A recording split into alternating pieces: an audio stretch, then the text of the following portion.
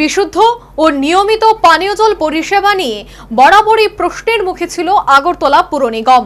সম্প্রতি আগরতলায় জন্ডিস রোগের প্রাদুর্ভাবের পেছনেও নিরাপদ পানীয় জলকে দায়ী করা হয়, কিন্তু পুর নিগমের সরবরাহ করা পানীয় জল আগরতলায় জন্ডিস রোগের প্রাদুর্ভাবের জন্য দায়ী নন, এমনটাই মনে করেন মেয়র দীপক মজুমদার। অনিয়মিত পানীয় জল সরবরাহ এবং জলের গুণগত মানের নিরিখে দীর্ঘদিন ধরে প্রশ্নের মুখে রয়েছে আগরতলা পুর নিগম কর্তৃপক্ষ। সম্প্রতি আগরতলার মাস্টারপাড়া এলাকায় জন্ডিস রোগের প্রাদুর্ভাব দেখা দিলে সরাসরি আগরতলা পৌর নিগমের সরবরাহ করা জলের বিরুদ্ধে অভিযোগ ওঠে।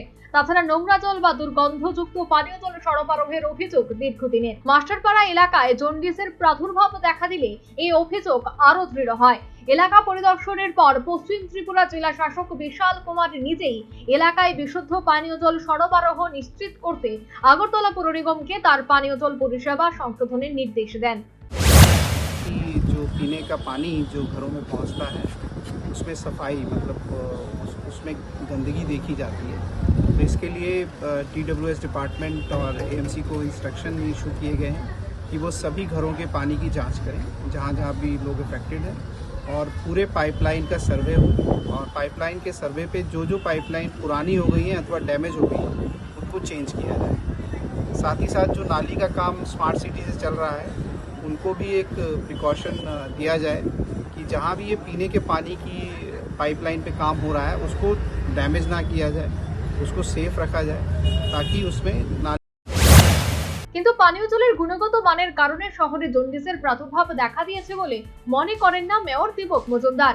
সোমবার পৌর নিগমের পানীয় জল বিষয়ক বৈঠক থেকে মেয়র বলেন, মাস্টারপাড়া এলাকায় জলের নমুনা পরীক্ষা করে এখন পর্যন্ত এই অভিযোগের প্রমাণ পাওয়া যায়নি।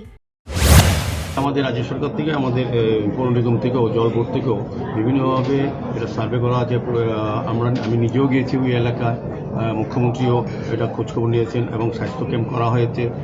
বিভিন্নভাবে প্রতি বাড়িতে আমরা খোঁজখবর নিয়েছি।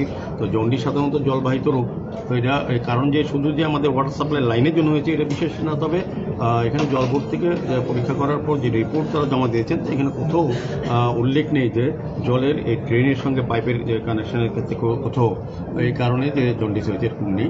বিশুদ্ধ পানীয় জলই তারা পরিবেশন। শহরে পানীয় জল সরবরাহ নিয়ে সোমবার সমস্ত কর্পোরেটরদের নিয়ে বৈঠক করলেন আগরতলা পৌর নিগমের mayor Dipak Majumdar.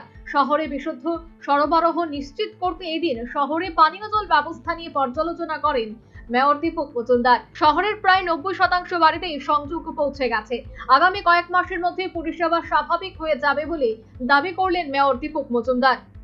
Bureau report, news vanguard.